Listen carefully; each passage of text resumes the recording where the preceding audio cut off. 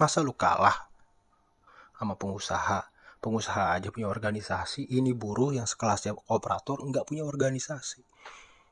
Nah, apa sih hubungannya dengan pertanyaan yang tadi gue bilang? Kenapa sih kita harus berorganisasi? Oke, kalau ente belum berorganisasi, lalu dipecat atau di PHK tanpa sebab,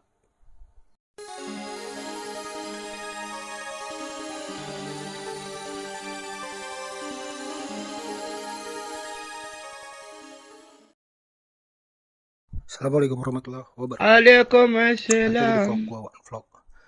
Di sini gue mau menjawab sebuah pertanyaan yang datangnya dari obrolan kopi. Jadi harus gue jawab di vlog gue karena sekaligus menjadi sebuah, insya Allah menjadi sebuah wawasan atau edukasi bagi kawan-kawan.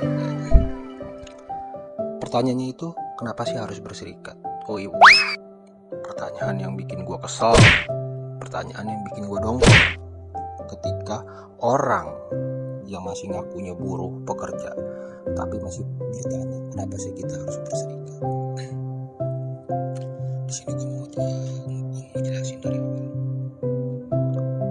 Ketika kita masuk kerja, kita masuk ke perusahaan, di situ ada yang namanya struktur organisasi dari perusahaan, yaitu dari owner, direksi ke bawahnya terus, ya kan? Nah, pertanyaan gue,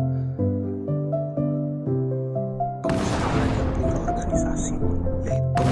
aja punya organisasi, yaitu yang namanya Apindo.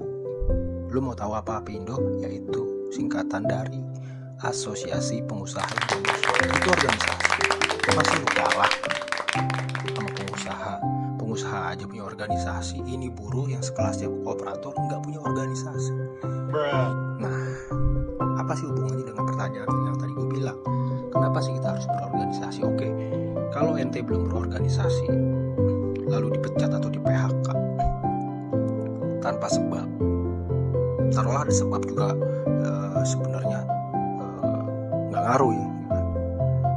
Kita memberikan contohnya itu tanpa sebab. Tiba-tiba kawan-kawan yang belum berorganisasi itu di PHK. Apakah kawan-kawan bisa melanjutkan kehidupan selanjutnya untuk meneruskan usaha mungkin? Oke, bisa melamar kerja di tempat lain. Apakah usia kawan-kawan masih mumpuni? Saya rasa enggak. Karena apa? Gua sendiri udah nggak bisa untuk melamar kerja. Karena apa? Usia itu udah melampaui batas.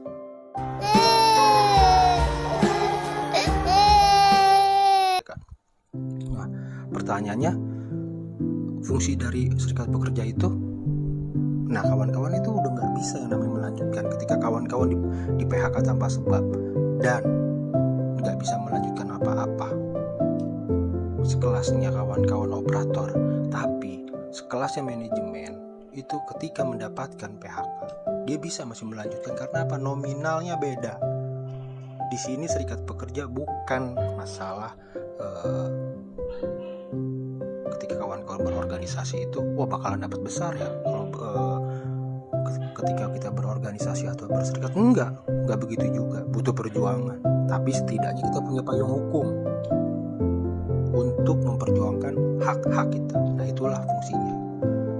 Dan kenapa kita harus berserikat? Karena banyak, mungkin kawan-kawan tetangga kanan, kiri, depan, belakang, atau orang tua dari kawan-kawan itu sendiri banyak cerita.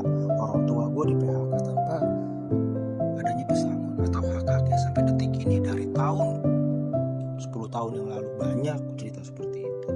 Nah, itulah kenapa kita menjadi buruh tidak bermartabat, yaitu sedangkan pengusahanya udah lenggang kangkung mendapatkan keuntungan atau membawa uang yang harusnya itu adalah uang hak dari kawan-kawan yang ter-PHK. Jadi di sini cukup jelas kenapa harus berserikat dan kenapa sih harus berserikat itu susah.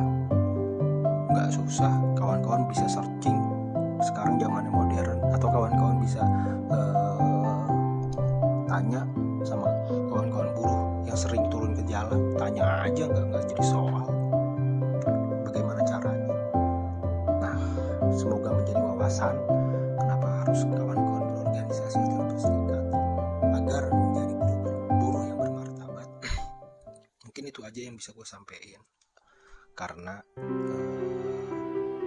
juga udah larut malam ya, tapi harus gue jawab malam ini juga. Nah, sekarang tinggal kawan-kawan yang belum subscribe agar channel ini berkembang, agar channel ini bisa menjadi wadah dari serikat pekerja atau buruh Indonesia. Akhirnya, Assalamualaikum warahmatullahi wabarakatuh.